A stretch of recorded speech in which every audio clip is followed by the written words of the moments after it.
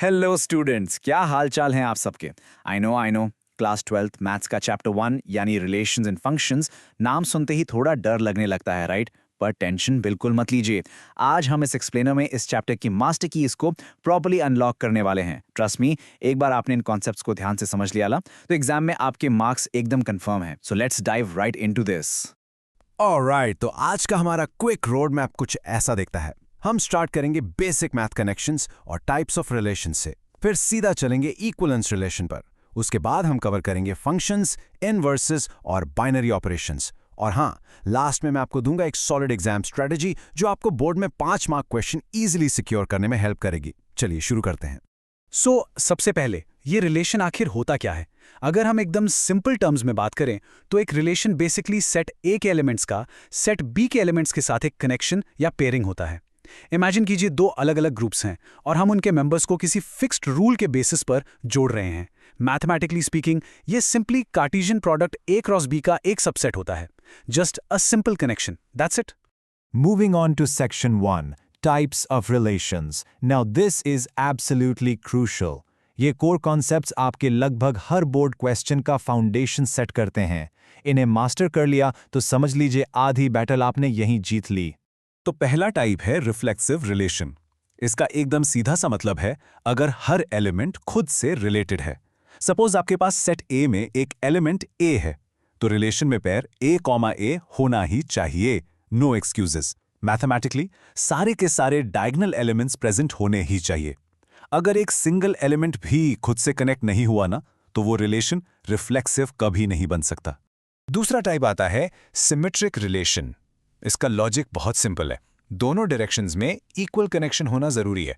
अगर आपके सेट में पेयर ए कॉमा बी मौजूद है, तो यू नो व्हाट, उसको रिवर्स करके देखिए, पेयर बी कॉमा ए भी रिलेशन में लाजमी होना चाहिए।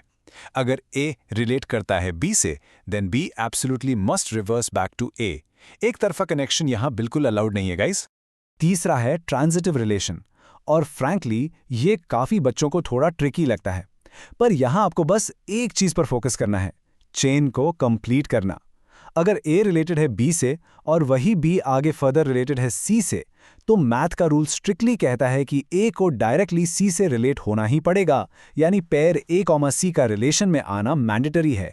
Basically the connection chain from A to B to C हर हाल में कंप्लीट होनी चाहिए। Make sense?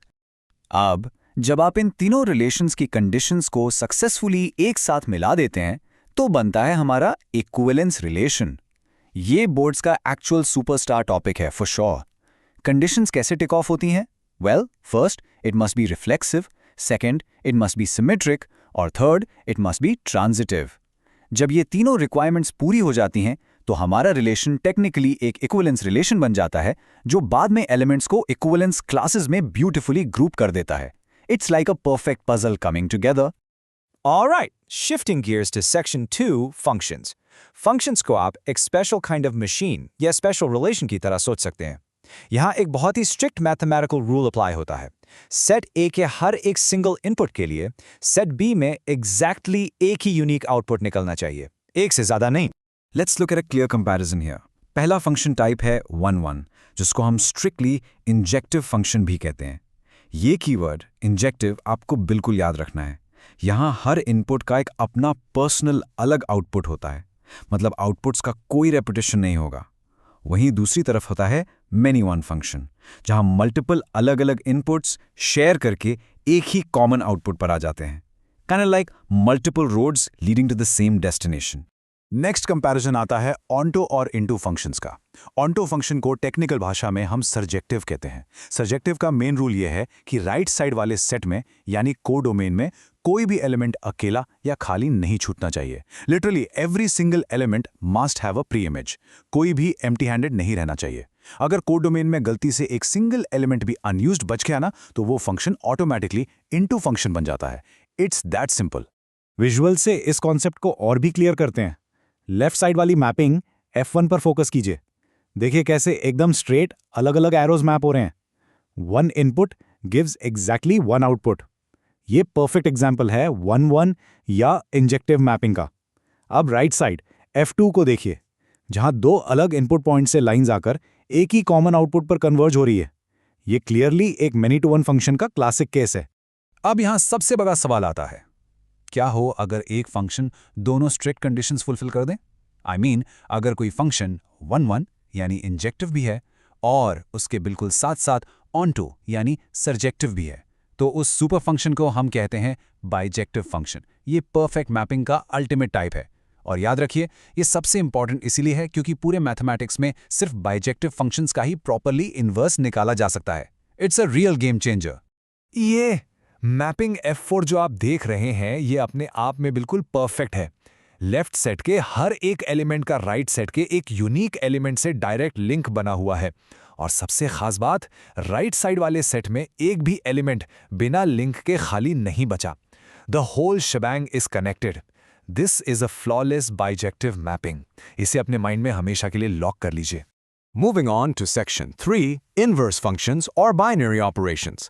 अब हम बात करेंगे इस मैथमेटिकल मशीन को एग्जैक्ट रिवर्स घुमाने की और सेम सेट के अंदर कैलकुलेशन ऑपरेशंस की। तो आखिर ये इन्वर्स फंक्शन लिटरली करता क्या है? सोचिए, एक फंक्शन मशीन है जो इनपुट x लेकर हमें आउटपुट y देती है। तो उसका इन्वर्स, जिसे हम f इन्वर्स लिखते हैं, वो उस y को वापस लेकर हमें अपना ओरिजिनल x रिटर्न कर देता है। It reverses the effect. पर ध्यान रहे, मैंने पहले भी एम्फसाइज किया था, ये रिवर्स इंजन स्ट्रिक्टली तभी काम करेगा जब आपका ओरिजिनल फंक्शन मैथमेटिकली बाइजेक्टिव हो। अदरवाइज नो वे। अगर बोर्ड एग्जाम्स में आपको किसी फंक्शन का इनवर्स निकालना पड़े, तो बस इन 3 सिंपल स्टेप्स को लॉजिकली फॉलो कीजिए। स्टेप 1, f ऑफ x को हटाइए और वहां सिंपली y लिख दीजिए। स्टेप 2, और ये सबसे क्रूशियल स्टेप है, जहां x है वहां y और जहां y है वहां x स्वैप कर दीजिए। एकदम उल्टा। स्टेप 3, अब इस नई बनी इक्वेशन को दोबारा y के लिए एल्जेब्रिकली सॉल्व कर लीजिए। जो फाइनल रिजल्ट निकल कर आएगा वही आपका इनवर्स फंक्शन है। Boom, done. Okay, let's move to binary operations. इस टॉपिक का नाम सुनने में थोड़ा हैवी लगता है, but trust me, it is very straightforward. Binary operation का बेसिक रूल बस इतना है कि किसी एक सेट की फैमिली के 2 एलिमेंट्स को आपस में मैथ ऑपरेटर से कंबाइन करना, जिससे जो नया तीसरा रिजल्ट आए वो भी उसी सेम फैमिली का हिस्सा हो। जैसे 2 इंटीजर्स को अगर आप प्लस करते हैं तो आंसर हमेशा फैमिली का एक इंटीजर ही आएगा, right? That's binary operation for you. Exam में इनकी मेन प्रॉपर्टीज डायरेक्ट MCQs में आती हैं, तो ध्यान से सुनिए। क्लोजर प्रॉपर्टी का मतलब रिजल्ट सेम सेट से बिलोंग करे। कम्यूटेटिव कहता है कि ऑर्डर चेंज करने पर जैसे A star B equals B star A हो जाए तो आंसर फिक्स रहे। एसोसिएटिव का मतलब ब्रैकेट्स या ग्रुप शिफ्ट करने पर रिजल्ट इंपैक्ट ना हो। आइडेंटिटी एलिमेंट उस नंबर को बोलते हैं जो ऑपरेशन करने पर आंसर चेंज ही ना करे। और इनवर्स से हमारी ओरिजिनल आइडेंटिटी रिकवर होती है। Quite logical, right? अब आती है सबसे ज़रूरी बात, हमारी अप्रोच। अगर आप एक्सक्लूसिवली बोर्ड एग्जाम्स टारगेट कर रहे हैं तो आपका डीप फोकस इक्विवेलेंस रिलेशंस के क्लियर प्रूफ्स, इन्वर्सेस सॉल्व करने और प्रॉपर एनसीईआरटी के स्टेप बाय स्टेप प्रेजेंटेशन पे होना चाहिए। बट अगर आप जेई या सीयूईटी के लिए प्रिपेयर कर रहे हैं तो अपनी अप्रोच बदल दीजिए। वहाँ फोकस कीजिए लॉजिकल मिसिंग पेयर्स पर, फास्ट कंडीशंस चेक करने पर और अपनी अलजेब्राइक स्पीड को मैक्सिमाइज करने पर। स्ट्रैटेजी बदलनी पड़ेगी। तो लो जी, अब चैप्टर 1 रिलेशंस एंड फंक्शंस की बिल्कुल सॉलिड मास्टर कीज आपके हाथ में है। असली दुनिया में हर चीज कनेक्टेड है और आज आपने प्रॉपरली सीख लिया कि मैथ उन कनेक्शंस को कैसे डिफाइन करता है। So what does this all mean? क्या आप इन्हीं कनेक्शंस का यूज करके कैलकुलस को मास्टर करने के लिए रेडी हैं? अगर इस एक्सप्लेनर ने आपकी कॉन्सेप्ट्स क्लियर करने में मदद की है तो जरूर इस एक्सप्लेनर को लाइक कीजिए और चैनल को तुरंत सब्सक्राइब कीजिए ताकि आप ऐसी और मास्टर कीज कभी मिस ना करें। Keep revising and I will see you in the next explainer.